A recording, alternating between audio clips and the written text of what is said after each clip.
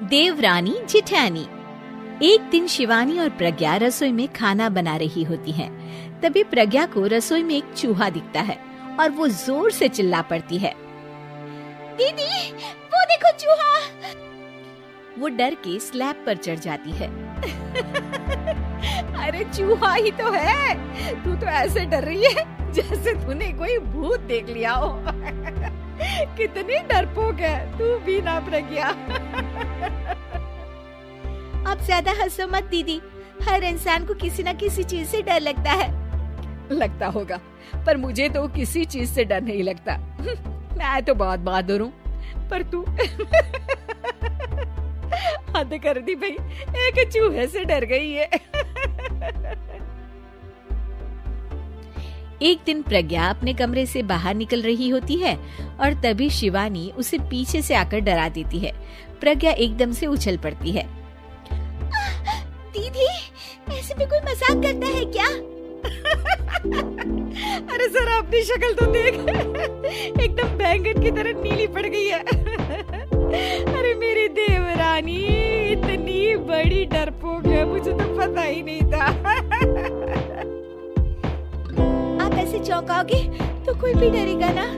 अरे नाना, कोई बहाना अब काम नहीं आएगा। आज से ना तुम्हारा नाम है डरपोक प्रज्ञा। शिवानी प्रज्ञा का मजाक उड़ाकर चली जाती है। प्रज्ञा शिवानी की मजाक उड़ाने की आदत से परेशान हो जाती है। जब देखो मेरा मजाक उड़ाती रहती है, इनकी शिकायत तो मम्मी जी से करनी ही पड़ेगी मुझे।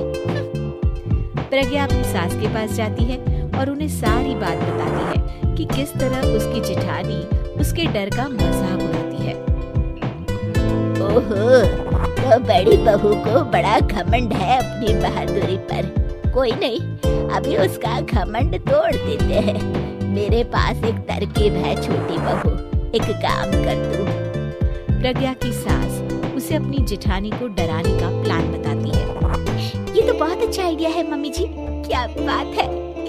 आइडिया सुनकर लग रहा है कि आप अपने बचपन में काफी शरारती रही होंगी मम्मी जी। अब आएगा मजा मेरी बहादुर जेठानी जी को। प्रज्ञा अपनी जेठानी को डराने का एक प्लान बनाती है। रात में वो शिवानी के पास जाती है और कहती है, दीदी मुझे ना बहुत डर लग रहा है। क्या हुआ मेरी डरपोक देवरानी? दीदी मैं छत पर गई ना तो मुझे ऐसा लगा कि कोई वहाँ है। ऐसा लगा जैसे मुझे कोई वहाँ देख रहा था, जैसे कोई साया। अरे क्या बक रही हो, तेरा वहम होगा। नहीं नहीं दीदी, आप चलो ना प्लीज मेरे साथ, मुझे तो बहुत डर लग रहा है। मेरी एक साड़ी सूख रही थी, वही लानी है। प्लीज आप चलिए ना ऊपर मेरे साथ। ओफो, चल। प्रज्ञा शिवानी को बहाने से छत पर ले जाती है और वो उसके पीछे चल रही होती है। ले आ गए हम छत पर, कहाँ है भूत, दिखा, कहीं तो है नहीं। तभी प्रज्ञा चुपके से सीढ़ियों पर छुप जाती है और शिवानी छत पर अकेली रह जाती है। अरे प्रज्ञा कहाँ चली गई? प्रज्ञा एकदम से सीढ़ियों का दरवाजा बंद कर देती है। अब शिवानी को डर लगने लगता है। मैं नीचे चली जाती हूँ। लगता है प्रज्ञा भी नीचे ही चली गई है।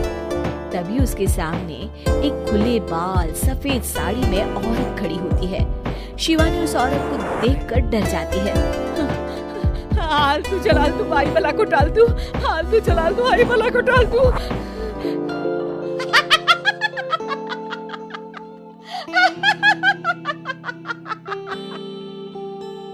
चुड़ैल की हंसी सुनकर शिवानी बुरी तरह डर जाती है। नहीं नहीं मुझे छोड़ दो, भगवान के लिए मुझे छोड़ दो। नहीं नहीं नहीं नहीं नहीं नहीं नहीं, मैं तुझे नहीं छोड़ूंगी, मैं तेरा खून पी जाऊंगी। तभी चुड़ैल की हंसी उसकी सास की हंसी में बदल जाती है।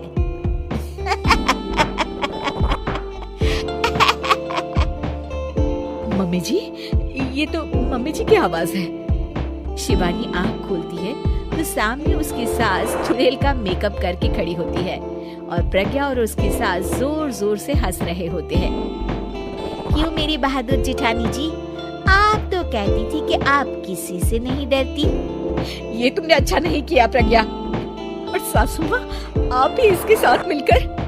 और नहीं तो क्या बहू, तुम अब मेरी छोटी बहू का ऐसे मजाक बनाओगी तो मुझे तो चुड़ैल बनना ही पड़ेगा ना।